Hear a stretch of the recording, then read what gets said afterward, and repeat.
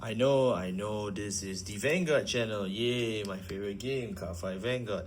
But, I do play other TCGs as well. People who know me personally know that I have played Yu-Gi-Oh! For a very large part of my life. And recently I've also started getting into Shadowverse. Not just Worlds Beyond, which is the mobile game, but I have also been playing,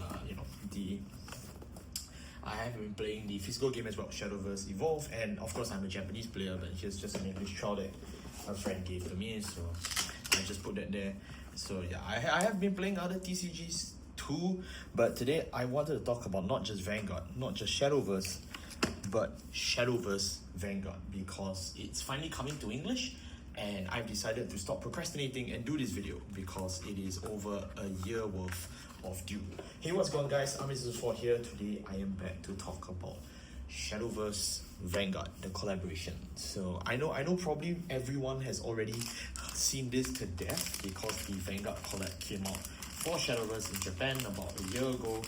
It was pretty big and stuff, but today I want to talk about it in its entirety. So sorry, let me keep some plastic mics.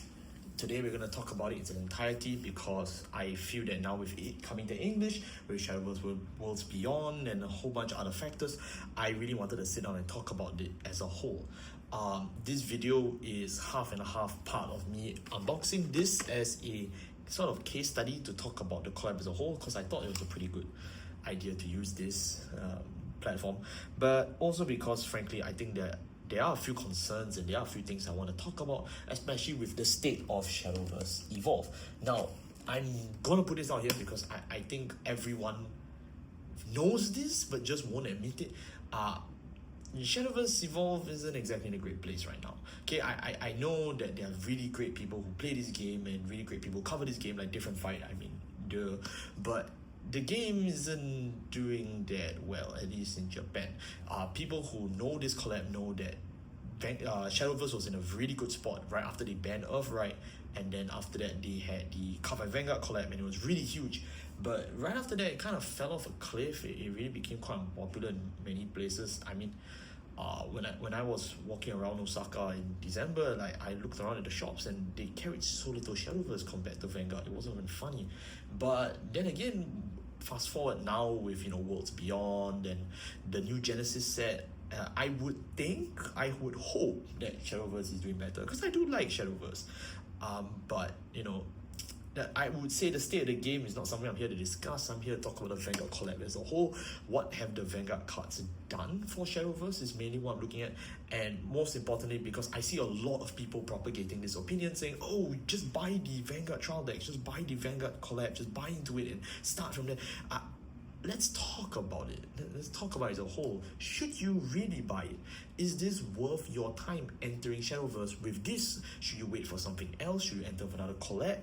Let's talk about it. So that's mainly what this video is for today. I know this intro is much longer than most people would have thought, but I really just want to get out of the way. I will be talking a lot more freeform later on in the video, but I'm pretty sure you all are very interested to see this as a whole. So I'm just gonna do some basic unboxing. So you can see here, this is the Vanguard Shadowverse collab. They do write some stuff that you have inside, like Evolve points and whatnot. This is Sanctuary Knight Brigade, made in Japan, obviously. Hilariously, it's rated 15 and up. For those of you who know traditional Vanguard, it used to be rated 9 and up. So I think that's pretty funny. I mean, is it because Shadowverse has more tits involved? I don't know. Ready Greer, right behind you, man. Ready Greer, right behind you, man.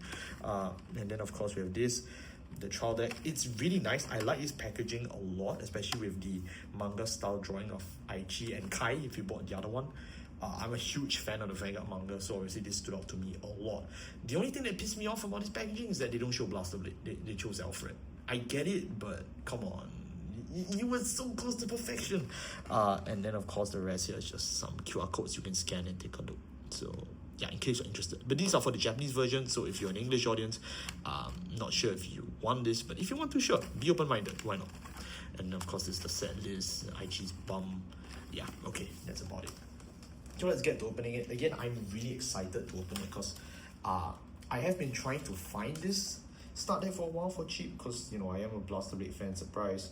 So I finally managed to buy it off an online website, and so I was like, I just had to I just had to use this as a chance to cover it on the channel, even though it's literally a year old and there's like 100 other people doing this exact set unboxing. But I told myself, I think I deserve a self-treat enough for me to be able to give myself the opportunity to talk about this collab as a whole.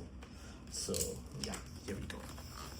But for the Japanese side, you will find it pretty difficult to buy this set because the Vanguard set was meta when it came out, so it does sell pretty fast, which again I will discuss later in terms of the overall.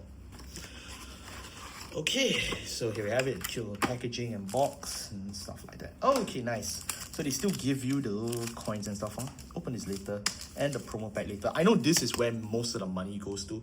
Like, if you buy the trial deck of like Yuyute or say Card Rush or whatever, you can actually buy most of the singles in here for very cheap. Maybe because some of them were banned. Spoiler.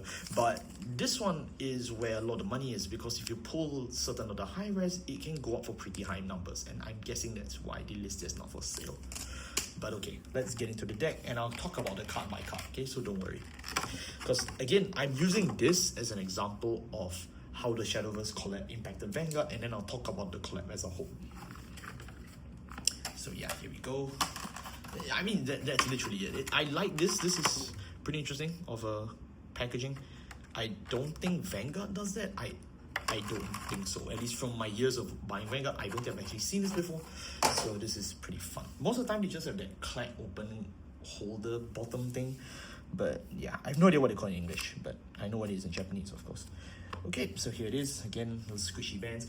Shadowverse Evolve is kind of pushed by Bushiroad as well, in terms of some of their products, which is why, for example, if you bought their Worlds Beyond starter sets in English specifically, a lot of their packaging smells a lot like Strike deck sets, right? Am I the only one who feels that way? Because I was looking at the promotion materials that my friends were sending me. I was like, this feels like a Strike deck set, but you know, no one was willing to say it on the Shadowverse channel.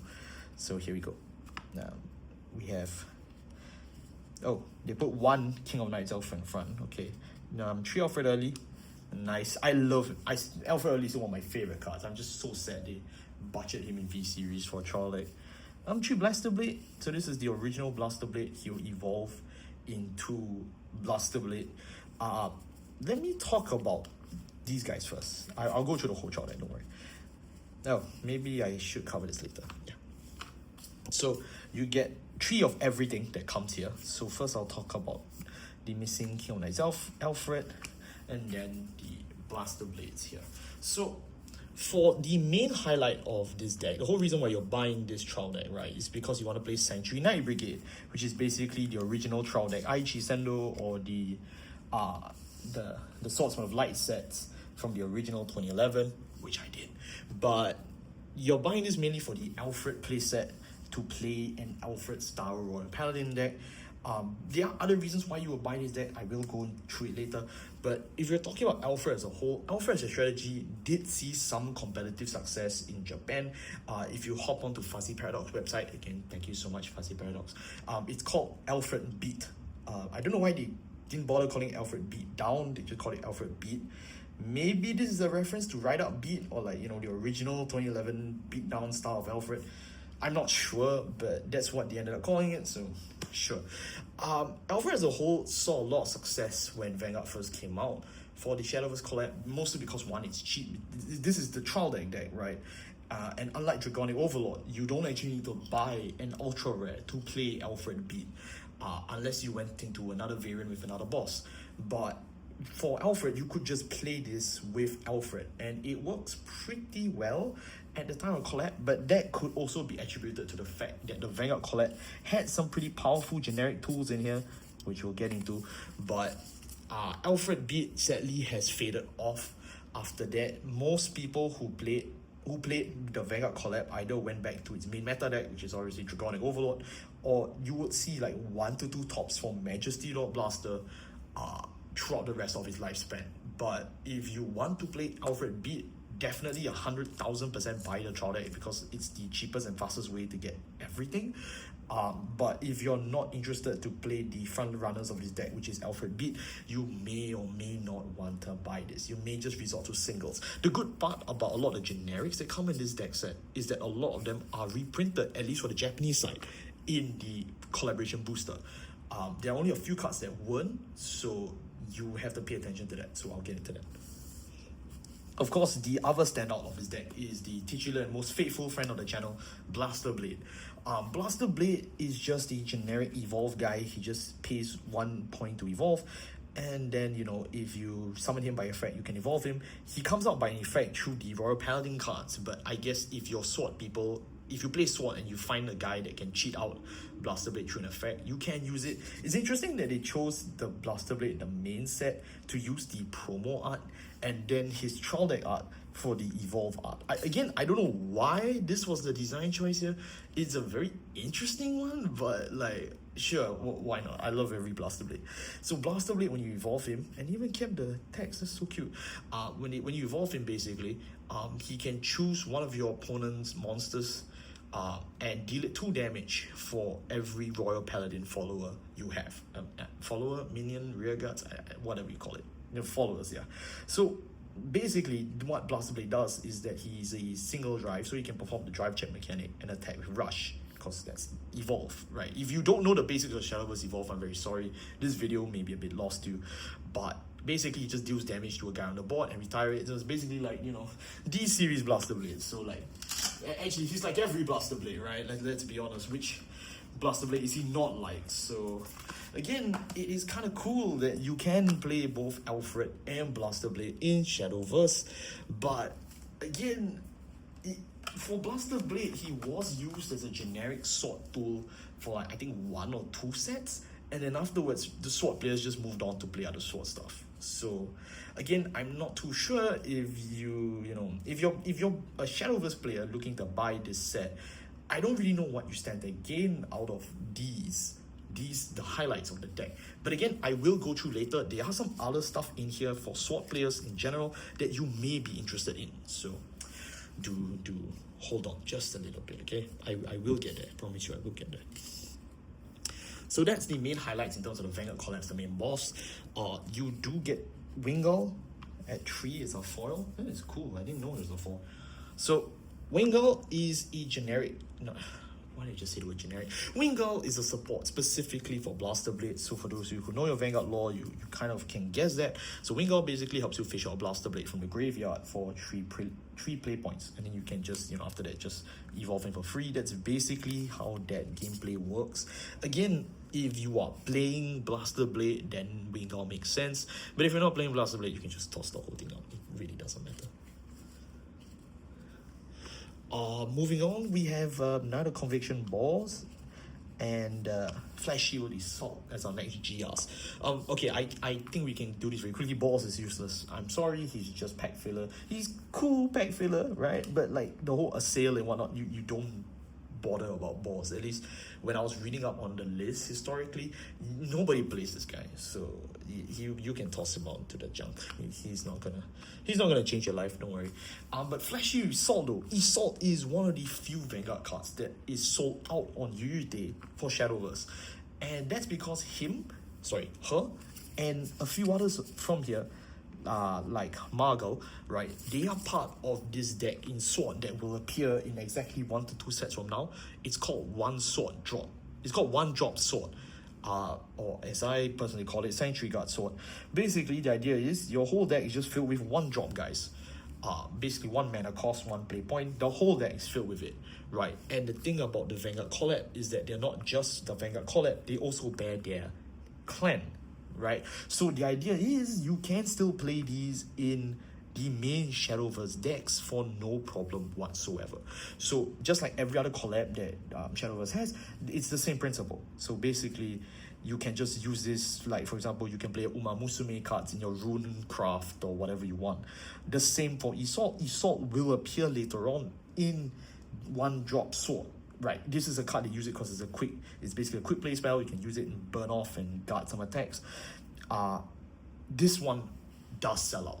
I don't want to fearmonger you. This one will sell out. If you are playing 1 drop sword, if that is a deck you're interested in, then you will need to pick yourself up through the trial deck. And I can guarantee you, if you're playing that, the rest of these cards will come in handy in the future. But if not, you can skip this. But again, this is only for SWOT players if you're playing the one drop strategy. If not, SWOT has better options down the line. Or already has better options, right? So you should be okay. But for Vanguard players though, this is cute little perfect guard. It's just a defense guy. But if you're playing a Vanguard Colette down the line, you will kick this out of the deck. But this is a good card to keep, in my opinion. Some of the SRs down the line, we also have Galatine, Marin. Some of these are the more iconic fellas. This is, yeah, I'll do the SRs in one shot. So, there's a huge variety of cards here in terms of their playability. Morgana is a standout. Morgana is a card that most Vanguard Colette players will play because Morgana is a really good early game tempo tool. She takes over the game tempo really early by being a 2-mana 2/2 that can go up to 2-mana 3/3 and then a 2-mana 4/4, and it gets kind of silly fast. She's probably one of the more broken cards in this deck, if I can be very honest. But yeah, this one definitely is worth picking up if you're playing a Vanguard Colette. This one definitely helps you stay viable for a very long time, right? But that again is if you're playing Royal Paladin, then you can consider it. Again, if you're a sword player, I guess you can consider this one, but like I'm pretty sure sword already has better options by now. But again, if you want to, nothing's stopping you. Lien is also pretty good for Royal Paladin specifically. Royal Paladin tends to have a very weird synergy where it's kind of like Grand Blue. It counts the number of Royal Paladin and drop. So this one's a pretty good one because basically, right, you can just engage or rest the card, discard one, add a Royal Paladin back from your graveyard or drop back to your hand. So basically it's Greed Shade. And you guys already know how I feel about Greed Shade. So yeah, this is pretty good. It also has Ward, which is basically Taunt. So this one is pretty good if you are a Vanguard player in Shadowverse. But again, I think this one's reprinted, so you don't need to worry about it. Marin is okay. Marin is just a 3/3 with 3/4, sorry, 3/4 with Taunt. I mean, it's nice. It does also help you look at top 5 cards in your deck and add a card from among them. So he's not that bad. He's good on curve, but I'm not sure. Galatine is good for the playground. I mean that in the Yu-Gi-Oh sense. If you're playing out of the box Vanguard, like literally out of the Trout box Vanguard, you're gonna realize this guy is probably like 3/4 of your damn strategy, because as a 5-mana drop, he's almost perfectly on curve. He can snipe off people and he gets stats and all that. But if you decide to play in any form of competitive setting, he just goes right out the window. You really don't care about Galatine. But if not, he's actually still pretty okay. So at least he's somewhat worth considering. But this is not worth picking up. But if you already have it, why not? Now the triggers is the fun one. We have 3 Liu, 3 Marin, 3 Flogel, 3 Elaine, and then 1. This is Stardust Trumpeter. Now, this is the one I've been waiting to say. This card is banned. You cannot play this deck out of the box because this card is banned. I understand that for the English version, this card probably won't get banned so soon, but it's something you should know, is that this guy, as well as Lizard Runner Undoom, do get banned down the line. And that's because they have a very quick way to just pass a guy 1/1, and with cards like, Morgana, the tempo can scale kind of stupidly if your opponent is just not that smart, and then he just loses. So this card does get banned down the line. There's a reason why I could pick this deck up for cheap, because the product's kind of damaged in the sense that, as long as this card stays banned, you just can't play this set. It's unfortunate. I do hope that they unban it, but the chances are it may not get unbanned until much more power creep later, then this card becomes okay to play. And if this card does become okay to play, I do ask myself why. Again, this is kind of the reason why the Vanguard Colette is kind of strong when it comes out. But again, I'll talk about that at the end of this video. And then the triggers wise, if you're a Royal Paladin player, you do need to pay attention. For your 1-drop sword, a Margot, pretty good pick from what I've been told. The rest, they do work for the Vanguard collab because they're trigger checked. Liu is your searcher for Blaster Blade again, so again very important. Elaine does give you 2 health, so why not? Flogel is the one that eventually does get cut from Royal Paladin decks, be it Alfred Beatdown, Soul Saver Dragon, Paladin Rush, Genslot Snake Eyes, Magisterial Blaster. All of them just cut Flogel. So yeah, it's unfortunate that, you know, she's historically a great part of this deck in terms of the historical Royal Paladin in the original Cardfight Vanguard, but you just will not be playing her. The rest do see play, but again, the rest are reprinted. I'm pretty sure these 3 are reprinted in the main title set, so you don't really need to buy the trial deck for them. So the point I'm trying to impress upon you guys is that you cannot be buying this trial deck just for one card. Like, you have to buy this trial deck because you want to play the deck as a whole. Like, besides, I dare say, Isolde, there really isn't anybody of like shocking value that will change your life, or, you know, you must what.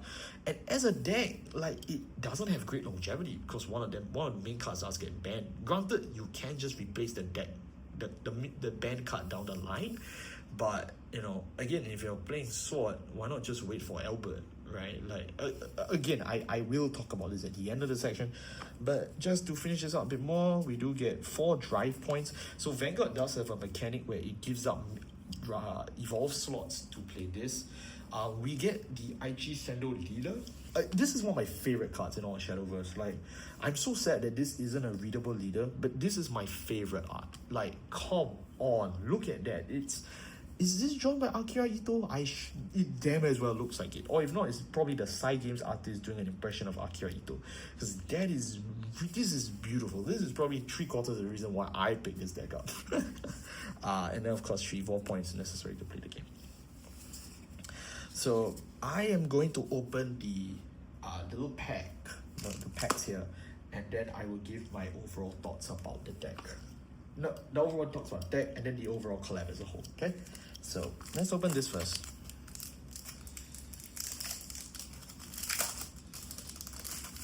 So again, they do give you the little perforated thingies, little chiplets. I guess this is good. It is kind of necessary to play the game, but I know some people who prefer play dice. I think that's up to you. But yeah, I'm just gonna talk about it because, you know, why not?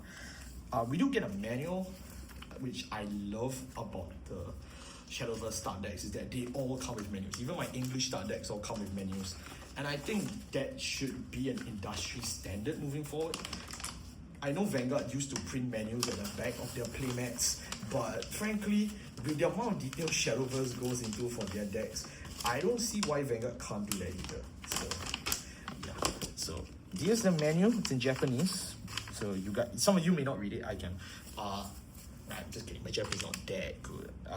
But yeah, so basically it just tells you all about it, what the different cards that they have. They even have a little supporter app link, but this is for the Japanese app, okay guys? If you're an English player, you should wait for the English one. And then here, they just tell you about the game as a whole, right? So this way you put your leader, this way your blaster blade goes, you do your thing. Okay, it's just a cute little way to just teach you the whole game as a whole. I think it's not bad. But this is standard, because literally, this is standard. Every Shadowverse start deck comes with this, so yeah. And then there's the playmat. I'm not gonna open the playmat. I mean, you guys know what the Shadowverse playmat looks like, right? If you don't, I would just open it, but it's just the standard one, okay? And then let's open the pack before I talk about it. Or actually, let's do both. So I'm gonna transition here. So let's talk about this collab as a whole. As a whole, right, as I mentioned, Shadowverse Evolve does go through a huge boom during the Vanguard collab, and then later on it kind of gets a bit bad for them because, you know, Draconic Overlord DN, our Draconic Overlord DN, mind you, becomes tier 0 in Japan. It takes over the format for literally the good part of 9 months, 10 months, 11 months, and till today, right? If you search up Shadowverse Evolve results in Japan, today, Draconic Overlord DN is still winning. And Draconic Overlord DN has been hit by more bans, right? He lost Vortex Dragon 2, but it is still a tier 1 deck today, right? Also, if you are planning to play Shadowverse Evolve Vanguard's collab, 100,000%, if you are playing competitively, you will need to buy Draconic Overlord DN as your collab deck of choice. Every other Vanguard deck, okay, there's a lie. Every other Vanguard deck except, say, Maelstrom or maybe Tsukuyomi all fall off, including my beloved Alfred Beat. So I'm very sorry, Alfred. All of them do not do very well into the future, but Maelstrom does retain some popularity in Japan here and there, like a 1-2%. But Draconic Overlord, the end is easily like 80% left. If you are playing it, it may be better for you to buy the Kai trial deck just to get a foothold on Dragon and then Draconic Overlord when you buy it from the main set. But if you're playing the Vanguard collab, it's definitely it as a whole. Definitely buy Draconic Overlord, the end. But if we are talking about, I got Galadin, Wingull, Marin. Oh, okay. Not the ones I was looking for, not the money ones. But I mean, this is nice. I did one Wingull, so okay, I guess I got it too. I got Galadin. Useless bum. Go back to standard. Go back 0 Tendo. But as a whole, right, if you're talking about the Shadowverse collab as a whole, the cards wise, some of them, right, like for example Isolde and the Tsukuyomi line in Haven, they all go on to do great things as generics. The Vanguard collab does produce some pretty solid generics down the line that you would want to consider if you are a Shadowverse player, just in general. However, if you absolutely have no loyalties to Vanguard, right, if you just don't care about this IP at all, you may not want to pick this up despite the heightened power level at the point in time, because you guys do get pretty good other cards down the line that pretty much makes this whole thing kind of irrelevant if you're not a fan of it, or if you're just not that in tune with Vanguard. You probably just will not play this much down the line, just like most of the Japanese people kind of dropped off non-Draconic Overlord DN decks further on. But if you do like Vanguard and you want to start Shadowverse, or contrary, if you do like Shadowverse and want to start Vanguard, I think this is a great intermediary step. I think this is a great way to bridge it, to see whether you are willing to dip into both card games, because frankly, the collab is a lot of fun. I think that is the main thing I have to give it points for. It is very fun. The collab feels a lot like Vanguard. When you play it, right, mechanically, it feels a lot like Vanguard. And that's just not me saying. A lot of Japanese players that I've had a chance to talk to at locals or at shops, they all feel the same way. Or actually, there are two main branches of thought here. Again, this is just from what I've gained from Japanese players by speaking to them. I'm sorry I didn't get Different Fight's opinion. I'm pretty sure we all know his opinion of this collab by now, so I just thought I wanted more of the little guy. I wanted to know the little guy more, but I don't mean that in terms of I harass children. I mean, I actually ask them questions. There are two main strains of thought when it comes to Shadowverse Vanguard. Half of them are actually either Vanguard players or Vanguard fans, and a lot of them say that it's very respectful to Vanguard as a collab, right? It plays very similarly, and I myself can confirm it does really feel like Vanguard. It's not 100% like Vanguard because, you know, mana curves and whatnot, but it still does retain a pretty good feel of it in the Shadowverse game style, which I think is very important for a collab. For those of you who play games that involve collaborations, I think that's the number one thing you're worried about is my game or is my franchise fairly represented? And I would say for Vanguard, yes, I would say it does feel that way. But on the other hand, non-Vanguard fans or Vanguard players, and especially Shadowverse competitive players, they really hate this collaboration, because this collaboration introduces Draconic Overlord DN, who is uber tier 0 nonsense and will warp this game's format for an entire year and possibly maybe more, even though this video is pre-recorded.